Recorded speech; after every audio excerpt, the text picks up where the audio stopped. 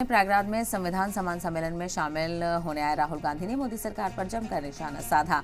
राहुल गांधी ने कहा है कि स्किल डेवलपमेंट की शुरुआत यूपीए ने की थी और आज 90% लोग सिस्टम के बाहर बैठे हैं। देश के सरमायाकारों में कोई दलित आदिवासी नहीं है। साथ ही राहुल गांधी ने एक बार फिर जातिगत जनगणना की मांग की है। इस दौरान उन्होंने ये भी कहा कि आज तक मिस इंडिया में एक भी दलित आदिवासी और ओबीसी महिला नहीं है।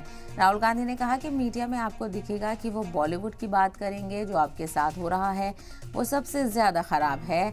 आप पर तो सीधा हमला हो रहा है। मैंने मिस इंडिया की लिस्ट निकाली कि इसमें तो एक दलित या आदिवासी खातून होगी, लेकिन ना दलित, ना आदिवासी, ना ओबीसी कोई नहीं है। फिर भी मीडिया में नाच गाना करके बॉलीवुड की बात होती है, लेकिन किसानों मजदूरों की बात नहीं होती है। राहुल गांधी ने कहा कि अगर कोई सोचे कि सोशल इकोनॉमिक सर्वे नहीं होगा, इंस्टीट्यूशनल सर्वे नहीं होगा या रिजर्वेशन में 50% की हद नहीं बढ़ाई जाएगी तो गलत सोच रहा है। ये सब होगा। हिंदुस्तान की जनता ने मन बना लिया है। अगर ये वज़ीर-ए-आज़म नहीं करेंगे तो अगला वज़ीर-ए-आज़म इसे करेगा।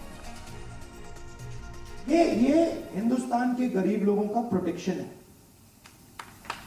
किसानों का, मजदूरों का ये प्रोटेक्शन है। इसके बिना जैसे पहले होता था राजा महाराजा के टाइम में, जो मूड में आता था कर देते। वो मोदी जी मॉडल चलाने की कोशिश कर रहे हैं, महाराजा वाला, वो शहंशाह वाला मॉडल। हमने मोदी जी को ये करवा दिया।